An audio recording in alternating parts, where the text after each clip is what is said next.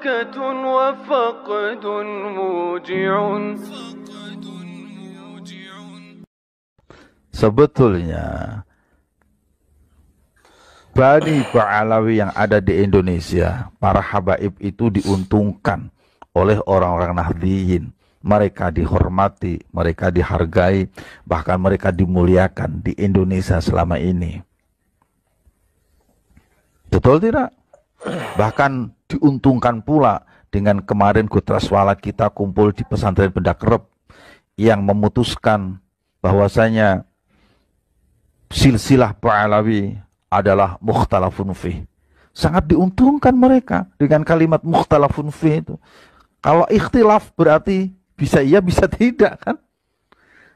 Kenapa demikian? Sebab beberapa ulama dunia itu di Mesir dari tahun 2009 itu, di Yaman, di Yordania pun beberapa ulama sudah mengatakan bahwasanya silsilah Ba'alawi sampai ke Rasulullah batal.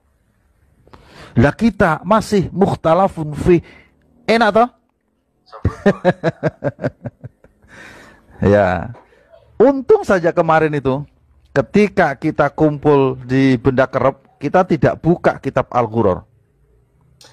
Oh, kalau kita buka kitab Al-Ghuror, makin tidak masuk akal tentang silsilah Ba'alawi sampai ke Rasulullah Muhammad sallallahu alaihi wasallam. Ini nggak masuk akalnya di mana? Bayangkan, pada halaman 115 di dalam kitab tersebut,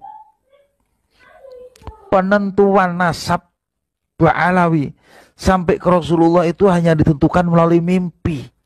Yang mimpi siapa? Lalu disebutkan juga di kitab tersebut di halaman 108 bahwasanya ada seorang ulama namanya Syekh Abdullah bin Alwi bin Faqih Muqaddam. Ada seorang ulama, ini juga gak disebutkan lagi ulamanya siapa, yang bermimpi ketemu Rasulullah, menyatakan bahwasanya Ba'alawi adalah dzurriyyah Nabi Shallallahu alaihi wasallam. Terus juga ada di halaman 117 kalau tidak salah di kitab yang sama, Al-Ghuror. Itu yang menentukan penentuan nasab justru melalui orang lain, padahal saudaranya ada di situ. Ada seorang yang datang ke Basrah namanya Ali. Beliau ke Basrah bertanya kepada seseorang imam, seorang qadhi di sana. Padahal di Basrah itu mestinya dia punya saudara, namanya Muhammad dan Husain. Karena Ali, Muhammad dan Husain itu tiga-tiganya adalah putra dari Ahmad. Ahmad itu adalah keluarga dari Basrah. Mereka tinggal di Basrah. Jadi kalau seandainya Ali datang ke Basrah, itu mestinya dia menemui Muhammad, menemui Husain. Dan itu terjadi pada abad ke-6. Menurut saya abad ke-6 itu dzurriyyah Nabi yang ada di situ mestinya sudah banyak. Kenapa tidak menemukan satupun dari saudaranya? Bahkan nanyanya kepada seorang imam yang itu orang lain, bukan dari dzurriyyah Nabi atau bukan dari dzurriyyah mereka. Jadi sesuatu yang menurut saya mestinya tidak ada diajak-ajakan di kitab Al-Ghuror itu. Dan sampean Kang boleh baca nanti kitab ini. Itu yang menulisnya justru dari Bani Ba'alawi sendiri. Siapa? Yang menulisnya itu adalah Muhammad Ali bin Alwi Khidid, yang wafat tahun 960 Hijriah. Ditulis oleh keluarganya sendiri, mengaku sebagai dzurriyyah Nabi sendiri, tapi cerita dalam kitabnya tidak ada satupun yang bisa diterima oleh akal sehat. Bisa dipahami? Alhamdulillah. Jadi sekarang apa masalahnya? Sampai protes, sampai tidak terima, sampai menyalah-nyalahkan. Masalahnya di mana? Kita, sekali lagi, kita masih punya rasa. Di tempat-tempat yang lain mah sudah dibatalkan. Allahumma shalli wa sallim wa barik. Ada lagi yang mau ditanyakan? Kalau bisa pertanyaannya yang lain ya. Kasihan mereka. Kasihannya di mana? Mereka sudah kadung mengatakan ada yang begal nasab. Jika dilihat dari beberapa kitab yang kami kaji bersama, itu yang begal nasab siapa? Bisa jadi pihak orang yang mengatakan begal nasab itu adalah membegal nasabnya sendiri. Sekarang kan tinggal bertanya, bagaimana nasibnya yang nasabnya terbegal? Masya Allah. Kebayang tidak? Alhamdulillah kita masih menjadi orang-orang yang hidup di Indonesia. Masih baik semua kita ini. Allahumma salli wa sallim wa barik alaihi. Assalamualaikum jamaah Goib dimanapun Anda berada. Kita sudah simak bagaimana penjelasan Kiai Abdul Razak LM tentang apa yang terjadi, polemik nasab Habib Pahlawi RA yang ada di Indonesia. Menurut silsilah, menurut kitab di dunia, kelompok mereka adalah sanadnya tidak connect atau tidak nyambung. Menurut penelitian dikaji dari berbagai kitab, dari ulama-ulama dunia, semua sepakat bahwa kabib-kabib yang ada di Indonesia ini nasabnya terputus. Dan mereka mengikrarkan kekabibannya.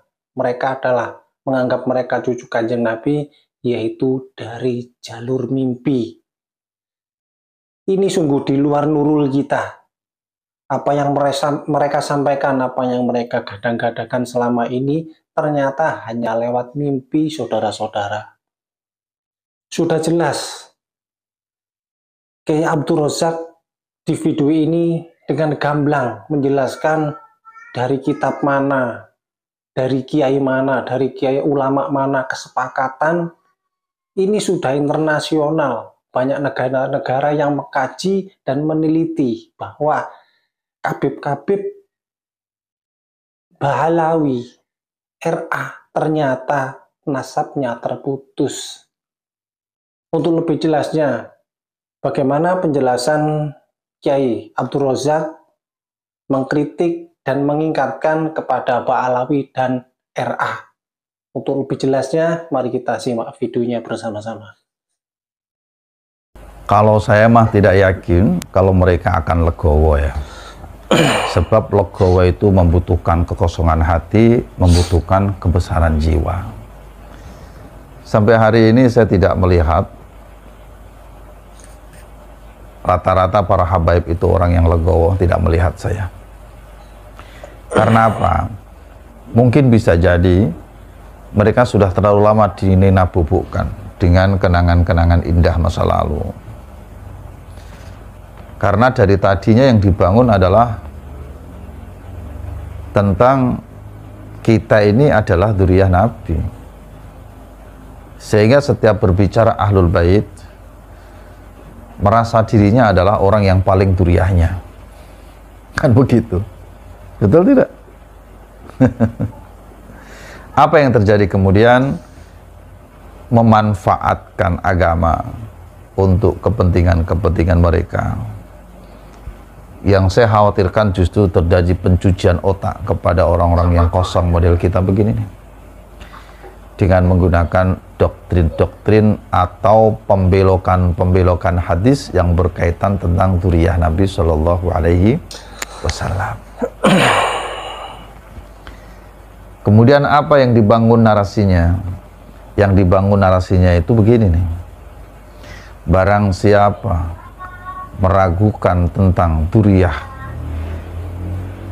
Nabi, tidak percaya, memutuskan, maka dia tidak percaya adanya aulia Allah, yaitu para wali-wali Allah, yaitu para kekasih-kekasihnya Allah. Nah, barang siapa tidak percaya kepada aulinya Allah, maka dia tidak percaya kepada kebesarannya Allah. Atau bahasa yang sejenis lah ya, barang siapa tidak percaya kebesaran Allah, maka dia berarti menolak, berarti dia bermusuhan atau memusuhi Allah. Barang siapa memusuhi Allah, maka dia seolah-olah mengajak perang. Wah, yang diajak perang Allah lagi. Begini nih yang saya khawatirkan. Apa yang terjadi? Ya kelepek-kelepek. Orang-orang kosong model kita zaman dahulu kan kalau sudah di waktu begini kan kelepek-kelepek. Sudah tidak bisa bergerak dan berkutik. Apa yang terjadi kemudian?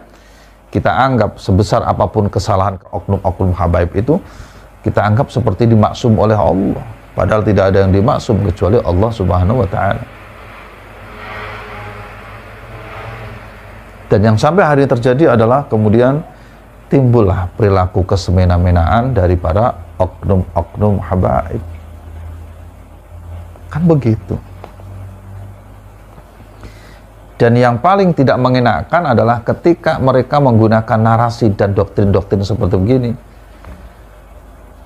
Dari zaman dahulu, para alim, para ulama, guru-guru kita, dari mulai Mbah Syekh Nawawi Banten, kan begitu biasanya.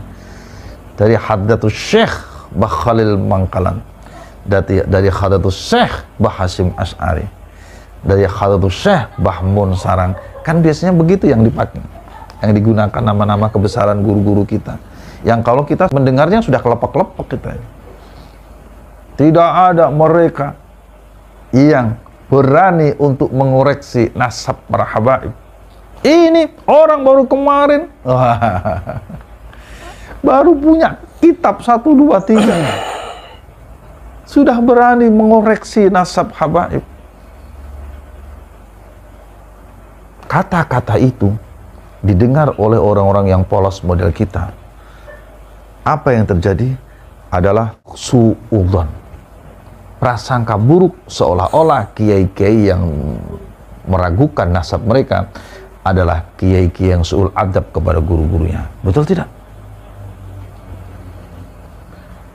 Padahal kalau kita mau jujur, saudaraku yang baik, saudaraku yang budiman dimanapun berada, zaman dahulu dan sekarang itu kenyataannya beda. Dulu saya temui zaman saya masih kecil, ya, kalau ketemu habaib itu bawaannya adem, ayem, tentrem, enak, alim, nasihatnya itu mencerahkan. Dulu ada habaib yang di daerah kita itu namanya Syekh Hamzah Asy'ato. Itu beliau saja saking tawadhu'nya kepada kiai-kiai yang ada di daerah, ada di kampung saat itu, nggak berani mendirikan pesantren. Yang beliau dirikan itu masjid untuk berkumpulnya para jamaah untuk sholat bersama. Bukan apa-apa, bukan karena beliau tidak punya ilmu, alim, beliau ini hafidz Quran, tapi karena tawadhu. Susah dibayangkan lah bahasanya kepada para kiai, para alim, para ulama di kampung setempat. Apa yang terjadi? Para kiai, para alim, para ulama di kampung atau di daerah dimanapun berada itu, mereka itu punya prinsip ketawadhuan itu menjadikan hati kita meleleh dan harus dibahas dengan ketawadhuan yang sama, sehingga tidak ada alasan bagi mereka untuk memungkiri, mengingkari tentang nasab mereka. Ditambah lagi dengan sukhrah wal iftadah, mereka sudah meyakini masyhurnya, mereka sudah berhusnudzon masyhurnya mereka itu adalah orang-orang yang alim, yang tawadhu, adalah pantas sebagai dzurriyyah Nabi Shallallahu Alaihi Wasallam. Tapi yang sekarang terjadi kan beda. Mengaku dzurriyyah Nabi, congkaknya melebihi kecongkaan yang paling congkak. Akhlaknya tidak terjaga, lisannya menyakitkan hati, tutur katanya memprovokasi. Tidak enak diomongin lah. Kan semua bisa melihat sendiri itu yang ada di YouTube. Apa yang kemudian terjadi? Ulama-ulama kiwari, ulama-ulama zaman sekarang kan bertanya-tanya, apa benar sih orang model begini ini dzurriyyah Nabi? Ditambah lagi dengan masalah pernasaban itu sudah ada sejak dari zaman bahula. Sudah ratusan tahun, bahkan ribuan tahun yang lalu. Akhirnya para ulama-ulama yang punya keberanian dan alim ulama punya ilmu inilah, mereka membuka kembali kitab nasab dan benar ditemukan bahwasanya dzurriyyah Sayyid Ahmad bin Isa tidak ada ditemukan di kitab-kitab yang tahunnya mendekati tahun saat itu adanya seorang putra beliau yang disebut sebagai Ubadillah atau disebut sebagai Abdullah.